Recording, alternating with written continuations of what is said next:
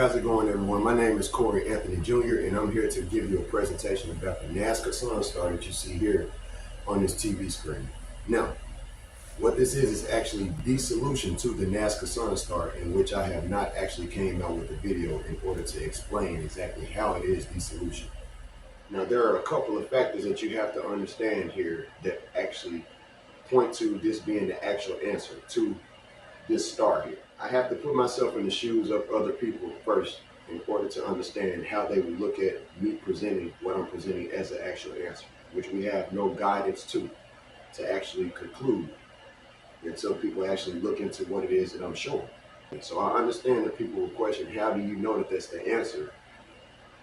What do you have that shows you that that is the answer? Well, you have to understand that there are textiles that are actually found in the Nazca area that have exactly this geometry on it, and I can show you right here on the screen.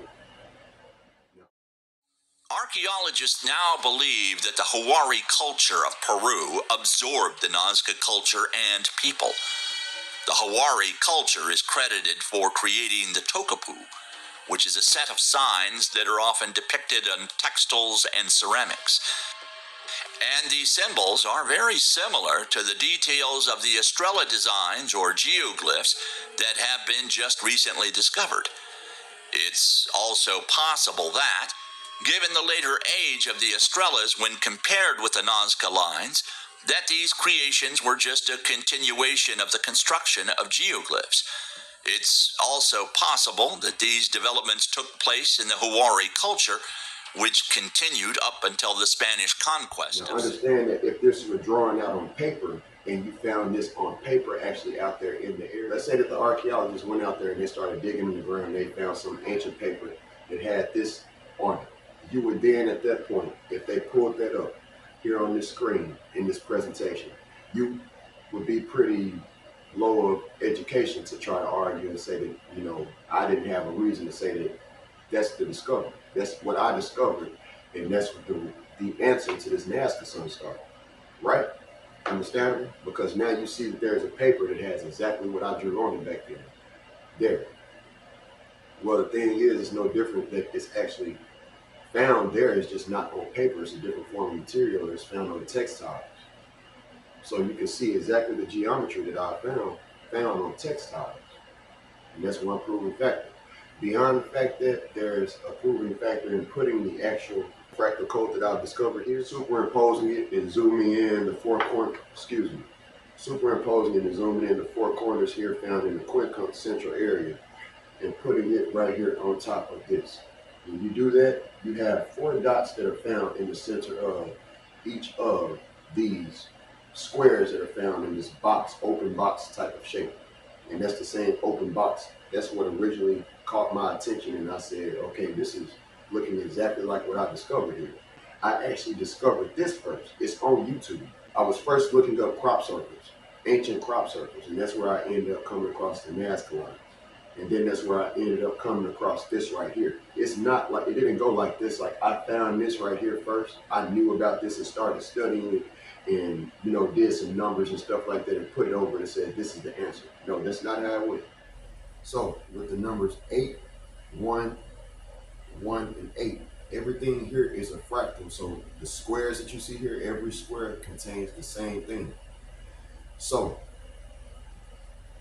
you see a box here open at the center, and you also see that that square has 4 dots in each of those squares. Those dots are the 1 and 8 that I just pointed to. The 4 1s and 8s in the center. And that radial aspect that you see coming from this central part of the square, or the fractal, or the Nazca Sun Star, that's what those numbers are pointing to, specifically.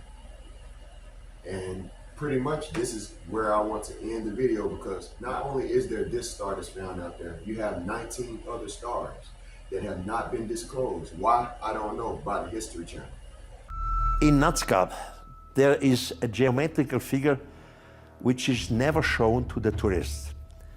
I made a few hundred photos of it. It's gigantic.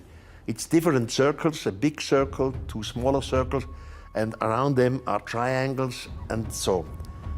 And this is geometry, is high geometry. It does not fit to the natives. We don't today, we don't know what the meaning is of it. The tourists are not overflown there. By the way, the tourists today in Nazca, this is another thing which I hate. The pilots, they fly the tourists over these signs, the fishes, monkeys, birds, etc., but not over the lines and not over the geometrical pattern. And just a few years ago in England, the same design, which I call looks like a mandala, the same design appeared, but this time in England. Now between England and Nazca, there are 20,000 miles.